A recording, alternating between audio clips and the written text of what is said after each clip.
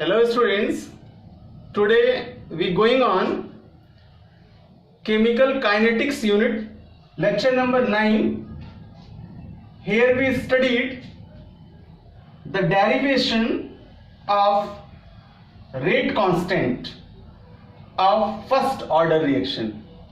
प्रथम कोटि की अभिक्रिया के लिए वेग स्थिरांक के व्यंजक का स्टडी करेंगे और उससे पहले हम लोगों ने कल की क्लास में फर्स्ट ऑर्डर रिएक्शन को कंफर्म किया था, उसे डिफाइन किया था और एग्जाम्पल के माध्यम से एक्सप्लेन किया.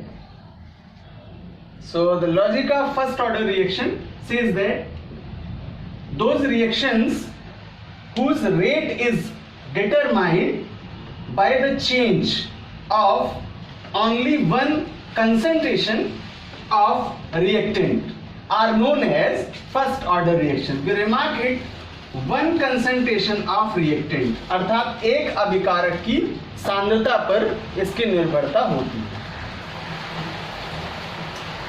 Let us consider the following first order reaction. Suppose that in a chemical reaction, A is reactant, it gives out product at T equals to 0, then concentration is of A is represented by A and the concentration of product is then 0.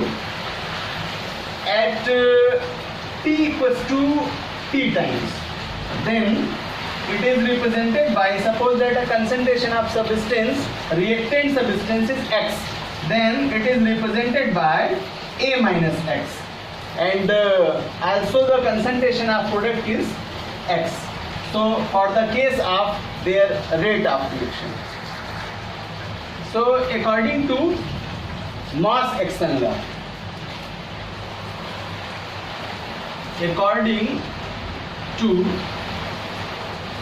Moss-Exton law, rate equals to सूक्ष्म सांद्रता परिवर्तन dx upon सूक्ष्म समयांतराल dt proportional to the concentration of given reactant in this reaction. So we represented it A minus X. चूंकि T time पर उसकी सांद्रता में परिवर्तन A माइनस एक्स था, इसलिए इस रिएक्शन का जो रेट है वह निम्न समीकरण के आधार पर प्रदर्शित किया जाएगा, या इसे रिप्रेजेंट करेंगे dx upon dt equals to, proportional के स्थान पर इक्वल्स टू कर लेंगे और यहाँ कांस्टेंट हो जाएगा k A माइनस एक्स से. तो उपरोक्त समीकरण को हम निम्न रूप में प्रदर्शित कर सकते हैं. तो कंसंट्रेशन के संदर्भ में अगर इसे रिप्रेजेंट करें, देन इसी इक्वेशन को रिप्रेजेंट करेंगे dx upon A minus x equals to k into dt, और इस उपरोक्त इक्वेशन को इक्वेशन फर्स्ट बना देते हैं, where k is the rate constant of the given equation. तो जो अभिक्रिया का दर है उसके स्थिरांक के लिए, अर्थात वेग स्थिरांक के लिए k सिंबल को यूज करेंगे. So according to equation number first, dx upon a minus x equals to k into dt. On integrating equation first, we represented it minus log a minus x equals to kt plus c, और यहाँ पर जो c आया ये c integration constant के रूप में represent किया जाता है. Suppose that here the value of x equals to 0 and the value of t equals to 0 and the value of c equals to minus log a को लिया जाए तो इस इंटीग्रेटेड इक्वेशन के आधार पर इसे इक्वेशन नंबर 2 बनाते हैं और c की वैल्यू के लिए इसे इक्वेशन नंबर 3 में कन्वर्ट करते हैं।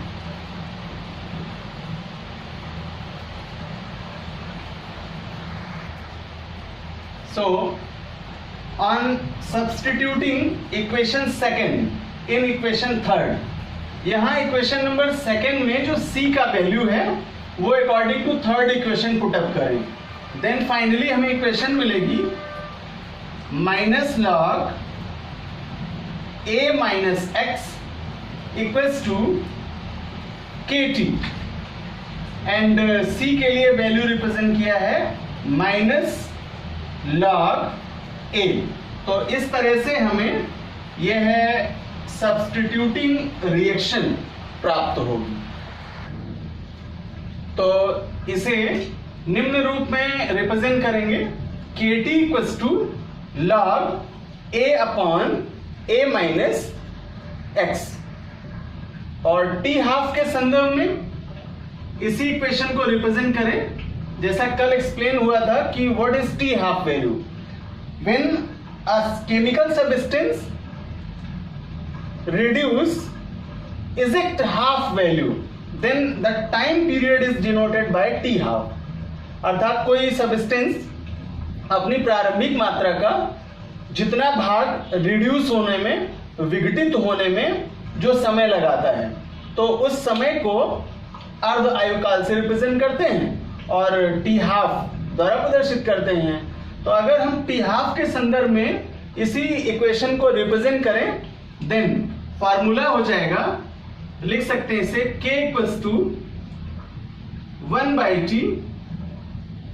Log a upon a minus x के लिए। तो टाइम के संदर्भ में इस इक्वेशन को निम्न रूप में भी प्रदर्शित कर सकते हैं और उपरोक्त इक्वेशन को मैथमेटिकली वैल्यूज के आधार पर हम फर्स्ट ऑर्डर रिएक्शन के व्यंजक के रूप में रिप्रेजेंट करें तो k equals to 2.303 upon t log 10 a upon a minus x से। तो इस प्रकार मैथमेटिकली वैल्यू शिफ्ट करने पर जो इक्वेशन हमें प्राप्त हो रही है इसी इक्वेशन को फर्स्ट ऑर्डर रिएक्शन के लिए रेट कांस्टेंट का व्यंजक समझते हैं या मानते हैं। एग्जाम पेपर में आपको शॉर्ट क्वेश्चंस में फर्स्ट ऑर्डर रिएक्शन का व्यंजक फार्मूला पूछा जाएगा। प्रथम कोटि की अभिक्रिया के लिए व्यंजक सूत्र लिखिए, देन आपके लिए ये लास्ट फार्मूला मोस्ट इंपॉर्टेंट होगा और आंसर हो जाएगा k equals to 2.303 upon t log 10 a upon a minus x. तो स्टूडेंट्स जैसा कि कल हम लोगों ने जीरो ऑर्डर रिएक्शन के लिए टी हाफ का फार्मूला रिप्रेजेंट किया था, उसी प्रकार अर्ध आयुकाल फर्स्ट ऑर्डर रिएक्शन के लिए आज फार्मूला रिप्रेजेंट करेंगे और मोस्ट इंपॉर्टेंट होगा क्योंकि जो टी हाफ का एस्टिमेशन होता है वो मोस्टली फर्स्ट ऑर्डर रिएक्शन के लिए ही करते हैं। तो टी हाफ का नॉर्मल फार्मूला रिप्रेजेंट करते हैं 0.693 अपॉन लेमडा। यहां जो लेमडा कह रहा हूं वो इस चैप्टर के लिए केमिकल काइनेटिक्स के लिए k से भी रिप्रेजेंट करते हैं, यानी कांस्टेंट के लिए रिप्रेजेंट करते हैं। तो आइए फर्स्ट ऑर्डर रिएक्शन के लिए इस फार्मूले को डेरिवेट करते हैं और इसकी वैल्यू समझते हैं। So students t half value अर्ध आयुकाल फर्स्ट ऑर्डर रिएक्शन के लिए समझते हैं। Half life period is symbolized by t half. The special case of first order reaction, the half life period T half of first order reaction are the time taken to complete a certain fraction of the reaction denoted by T1 by N is independent of the initial concentration of the reactant. That is, a definite time is taken to complete a definite fraction of the first order reaction. So it is represented by T half proportional to active mass of A की power 0, or written by the case of their fraction reaction T1 upon N proportional to active mass of A की power 0, or represented by T half equals to constant.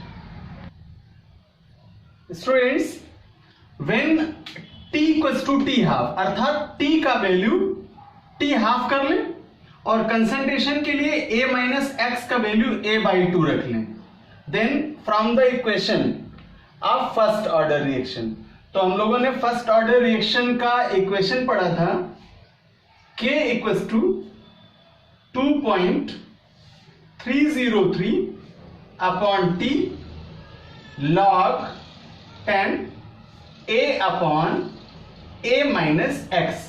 तो इस प्रथम कोटि की अभिक्रिया के व्यंजक के आधार पर टाइम के लिए, चूंकि हम लोग T हाफ का वैल्यू कैलकुलेट कर रहे हैं, इसलिए टाइम को देखते हुए इक्वेशन रिप्रेजेंट करेंगे T equals to 2.303 upon K log 10 A upon A minus x से। अब इस इक्वेशन पर इन वैल्यूज को पुटअप करें, क्योंकि हमने T का मान यहां समय के लिए T को T हाफ से रिप्रेजेंट किया है और A माइनस एक्स कंसंट्रेशन को A बाई 2 से रिप्रेजेंट किया है।